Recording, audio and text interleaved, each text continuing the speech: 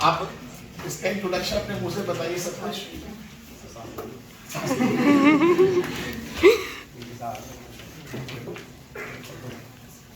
मेरा नाम अंजर है, मोहम्मद अंजर। मैंने सर के पास 12th क्लास में ड्रॉपर बैच अटेंड करा था। मतलब इसने 12th के साथ ही 12th की पढ़ाई भी करी थी और साथ के साथ ड्रॉपर बैच के अंदर पूरा कोर्स कवर कर लिया था। मतलब नॉर्मल बच्चों की तरह था, जैसे 11th में हमें पता नहीं होता क्या करना है, तो पूरा साल वेस्ट करा, मस्ती में निकाली 11th। फिर 12th में थोड़ी अकल आई कि फ्यूचर संभाल लो वरना क्या करेंगे। तो फिर मैंने सर के पास आया, मैंने कहा सर कैसे करना है। सर ने कहा अगर मतलब मुझे 11th 12th दोनों कवर करनी थी एक ही साल में, मेरा ड्रॉप करने का इरादा नहीं था, वो हो गया वो अलग बात है। तो फिर सर ने मेरे से कहा कि ड्रॉपर बैच में 11th 12th एक ही साल में दोनों कवर हो जाएंगी। फिर मैं स्कूल में भागा, डमी ली, फिर सर के पास आया, बहुत सर ने भी बहुत कोशिश करी डमी की, बहुत लेट हो गया था मैं। यहाँ पे मैंने पढ़ना स्टार्ट करा। ये सीट थी आपकी मेरे ख्याल से। हाँ ये वाली थी, हाँ भाई बैठे इसी हैं। सीट पर आप लोग बैठते थे। हाँ तो मतलब पूरे साल 2 साल मतलब 1 साल सर के पास में रहा और बहुत पढ़ा। मतलब जितने डीपीपी सर देते हैं ना, सब लगता तो 400-500 क्वेश्चन बहुत ज़्यादा है। जब ज़्यादा लोग करते भी नहीं इतने क्वेश्चन के छोड़ दें, कहते हैं बुक में से कर लो 150 क्वेश्चन है। लेकिन मैंने कहा था सर के पास लगे हैं तो सर की सभी मान लो जब कह रहे हैं तो। फिर मैंने 150-200 क्वेश्चन सारे करे। मैंने मतलब जितने थे डीपीपी में, किसी डीपीपी में 800-800 क्वेश्चन तक थे। जैसे स्ट्रक्चर ऑफ एटम की बहुत लंबी डीपीपी देते हैं उसमें, ताकि प्रैक्टिस ज़्यादा हो जाए। तो मैंने वो भी सब करी, कुछ छोड़ा नहीं, कुछ भी नहीं छोड़ा। पिछले साल मेरे, जब मैं 12th में था, जब मेरे 160 नंबर थे केमिस्ट्री में, और सबसे अच्छा स्कोर केमिस्ट्री में था, लेकिन मैं बायो के से रह गया था। मेरे बायो में 295 नंबर थे, मेरे 574 टोटल था स्कोर। तो ये 12th के साथ बता रहे हैं। हाँ, 12th जब के साथ। 12th के साथ थे तो केमिस्ट्री में 160 था और 12th के साथ 574 स्कोरिंग थी, 15-20-25 नंबर की कमी थी। बायो में मैंने काफी सिली मिस्टेक करी थी, मेरी गलती थी।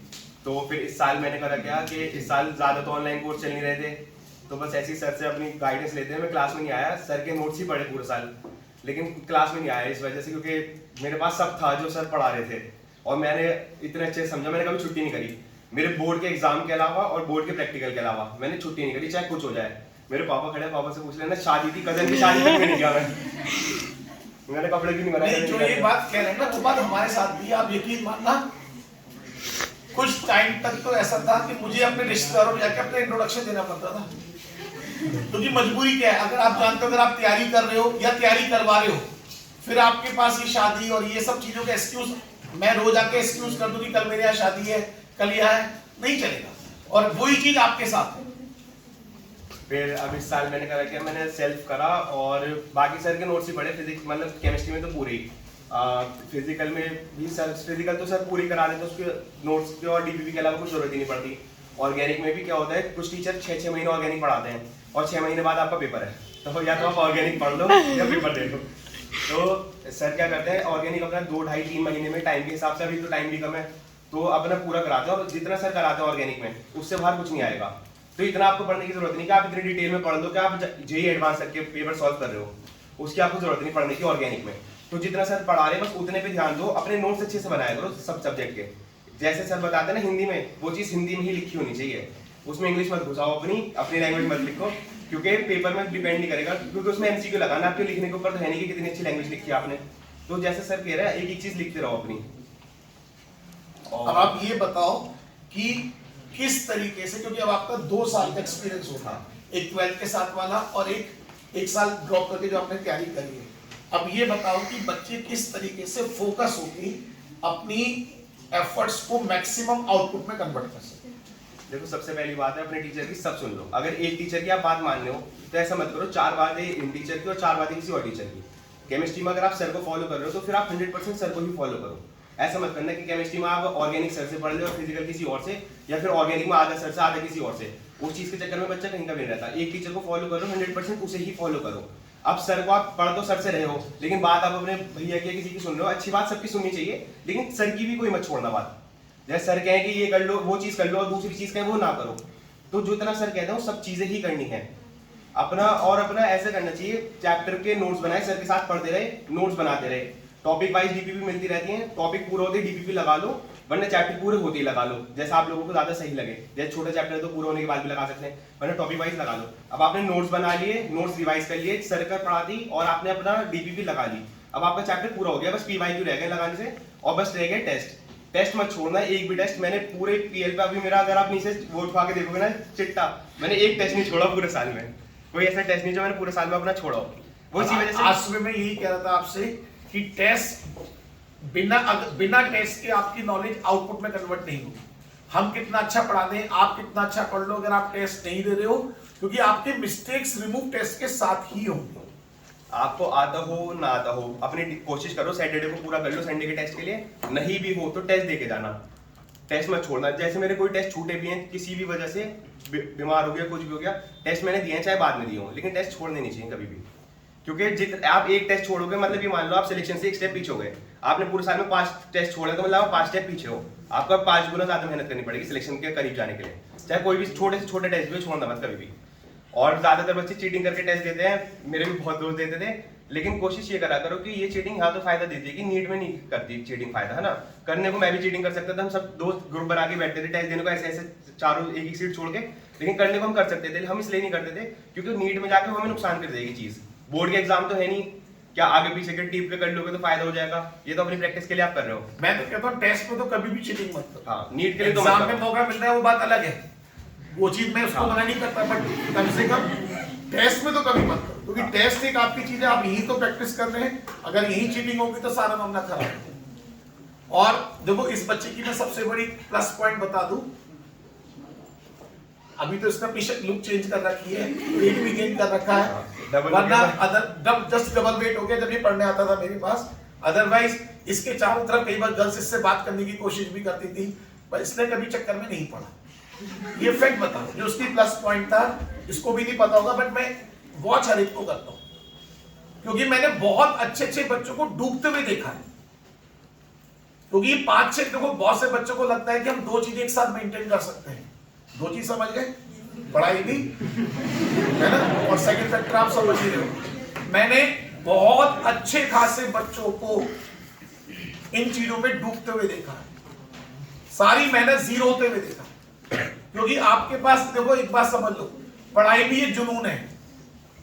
मतलब जिस दिन आपको सोते उठते बैठते पढ़ाई चल रही है, मुझे ये वाले क्वेश्चंस करने हैं, मेरा वो वाला क्वेश्चन पेंडिंग है, मुझे भी उसको चैप्टर में वो क्वेश्चंस रह रहे हैं, जब तक दिमाग में आपके ये चल रहा है तब तक तो आप सिलेक्शन के पास जा रहे हो।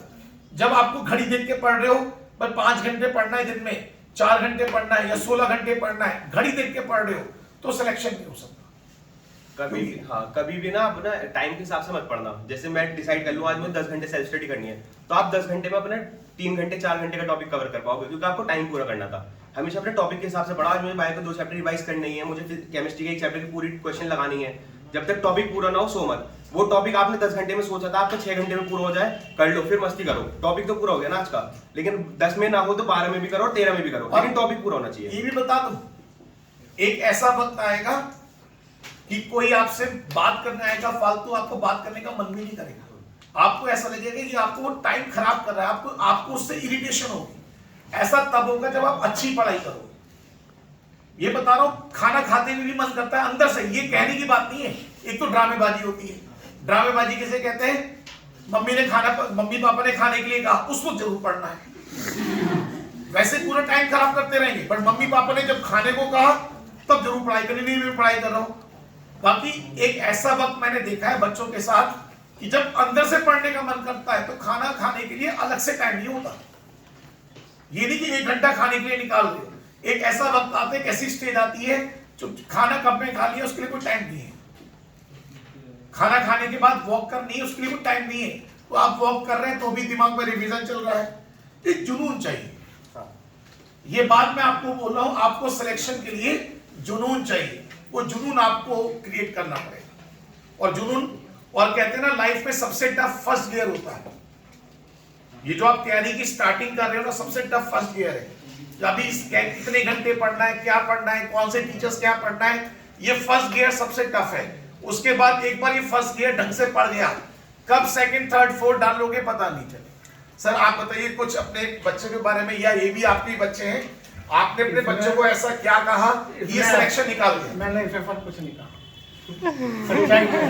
क्योंकि बच्चा अपने आप ही निकाल सकता है। ये बात जब इसके मन में था तो ये खुद कर रहा था। और इसने एक कंडीशन कर दी थी कि मेरी आदत होती है, मैं दुकान पर आया सब बच्चों के रूम में जाता हूँ।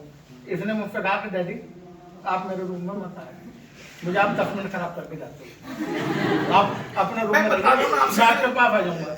और इसने मम्मी की कंडीशन ये करती थी, वो गेट खोल के फिर इशारे से कहती थी खाना लाऊं, ये उंगली से कह देता था 1 घंटे में जल्दी आओ, और वो गेट बंद कर देती थी इसका रूम। मैं आपसे क्या कह रहा हूँ, देखो जो बात मैं आपसे कह रहा हूँ वही बात बच्चे के फादर बोल रहे हैं, खाना खाने के लिए अलग से टाइम नहीं होता, मन ही नहीं करेगा। ये रोड पे निकलते नहीं था फिर। जिस दिन आपके क्वेश्चन पूरे हो जाते हैं ना, कभी आप देखना, जैसे मैं 200 क्वेश्चन का टारगेट देता हूं, उस दिन आपको एक अच्छी सी फीलिंग आएगी, उस दिन आपको लगेगा आपका पेट भर गया। जिस दिन आपके टेस्ट में अच्छे नंबर आते हैं, उस दिन आपको एक अंदर से फीलिंग आएगी सेटिस्फेक्शन वाली, वो फीलिंग, उसका नशा ही कुछ और है। भाई टेस्ट में जब तक ऊपर मारते रहोगे बहुत मोटिवेशन मिलता है, और जब एक बार नीचे जाते हैं ना तो डबल मोटिवेशन मिलता है कि नीचे कैसे आ गया, तो फिर और मेहनत करने का मन करता है कि नहीं भाई मैं जा सकता हूँ ऊपर, एक बार मारी तो मतलब दोबारा भी मार सकता हूँ रैंक। और टेस्ट पेपर्स के लिए आप पॉजिटिव है, टेस्ट पेपर ज्यादा से ज्यादा दें। हाँ। जैसे ऑर्गेनिक में बहुत लोग आलतू फालतू पढ़ने की इच्छा रखते हैं, उसके लिए क्या करें?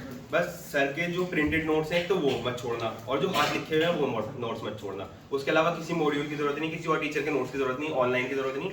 जितना मतलब अपने टीचर से जिससे भी पढ़ रहे हो उसके जो मटेरियल है ना, बस उसी पे कंसाइज रहो अपना।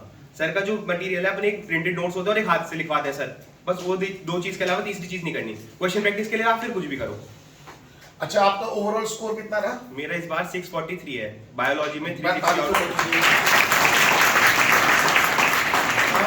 अगर देखा जाए तो बायो में 360 में से 360 है। मेरे ख्याल से पीएल पे 2 ही बच्चों के हैं जो 360। आप समझ लो 360 मेरिट में 360 है, और आप ये देख लीजिए अचीवमेंट है। आप समझ लो बायो में 360 आने की वजह से 643 आ गए। करमवीर सर के पास पढ़े हैं शुरू से ही, आप 643 नंबर समझ रहे हो। अब 643 के बाद कौन से कॉलेज की उम्मीद कर रहे हो? सर केजीएमसी के चांस तो हैं, लेकिन अगर नहीं मिलता उसके बाद यूपी में फिर मेरी मर्जी में कोई सा उठा, लेकिन मैं ट्राई केजीएमसी करूंगा, फिर आरएमएल सोच रहा हूँ, अगर नहीं मिलता तब। आप देखो 643 और आज से 2-3 साल पहले 634 के आसपास दिल्ली के कॉलेज भी मिल गए। हाँ।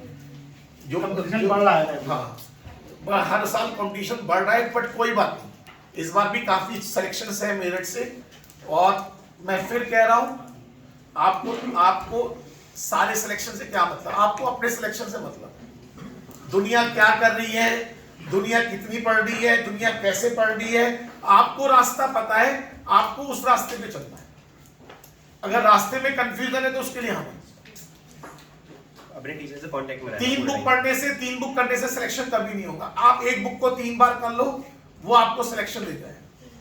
आप नंबर ऑफ टाइम्स एक ही चीज को करोगे, उससे आपकी स्पीड बनती है, एक्यूरेसी आती है, कॉन्फिडेंस आता है। आप 3 बुक को एक बार कर लो, कभी कॉन्फिडेंस नहीं आएगा। किसी को कोई बात पूछनी है पूछ लो, इनका भी टाइम इंपॉर्टेंट है।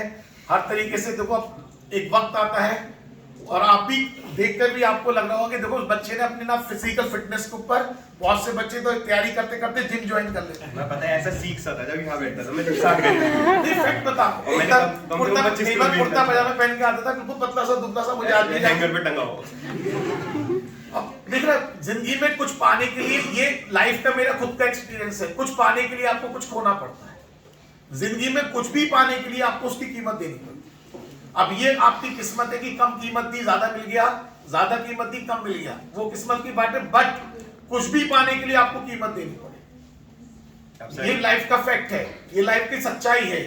सर ने हमसे कहा कि जब तैयारी करते हैं तो गंजे हो जाते हैं। पता नहीं आप लोगों से कहानी का, मेरे से तो कही थी कि जब तैयारी करो गंजे हो जाओ, ताकि वैसे चक्करों में ना पड़ो। नहीं, मैं खुद बता रहा हूँ, जब मैं 12th में था तो मैंने जानबूझ के अपनी दाढ़ी वाड़ी सब ऐसी पुलिया ऐसा बना दिया था कि घर से बाहर निकलने को मन ही नहीं करता। जब वो कुछ अच्छे से लगते हैं ना, तो मन करता है चलो एक राउंड मार के आ जाओ। होता है, जब कुछ कभी भी देखना, जिस दिन आपको लग रहा है कि आप अच्छे से लग रहे हो, तो मन करेगा चलो एक राउंड बाहर तक ही हो जाए, एक राउंड वहां तक का मार के आ जाओ। जब शक्ल अजीब सी हो रही है, घर से बाहर निकलने का मन ही नहीं करता। ये फैक्ट होता है। मैं गंजा हुआ पहले वहाँ पे, फिर भी कुछ प्रपोजल वगैरह का चक्कर हुआ, मैंने कहा नहीं गंजे में सूट नहीं कर रहा, क्या पता अच्छा लग रहा हूँ, फिर मैंने बाल लंबे करे, फिर भी चक्कर खत्म किया, लेकिन फिर मैं खुद ही हो गया दूर। आपको मैं बता रहा हूँ, मैं तो इसने मुझे आज बता रहा है, मतलब आंखों से पता चल जाता है इसका मामला। मैंने कैसे रोका, मैंने कहा बेटा चक्कर में मत पड़ना, जिंदगी 2 मिनट लगती है खराब होने, और मैं क्लास में समझाता भी हूँ। तो कहते ना, कभी आप पुरानी आप देखोगे कहानी कि ऋषि मुनि तपस्या में बैठे हैं 20 साल से, और 2 मिनट में कहानी खत्म हो गई। ये बात ये एग्जाम्पल्स हैं। अगर कोई उन पुराने इतिहास को उठाकर ना देखे ना समझे, इन चीजों को आपको बचना है। 5-6 महीने की बात है, उसके बाद सारी लाइफ आपके सारे राइट्स है, पर 5-6 महीने आपको अपनी चीजों को ध्यान रखना है, बचना है, ठीक है। और दोस्तों के साथ ज्यादा टाइम मत फोड़ा करो, क्योंकि दोस्ती अच्छी भी चीज है और बुरी भी चीज है एट द सेम टाइम। आप जितने ज्यादा बड़े सर्किल में रहोगे, आपके दिमाग कंसंट्रेट हो ही नहीं पाएगा। चलिए, ऑल द बेस्ट, मिलते हैं ऑफिस में। राइट।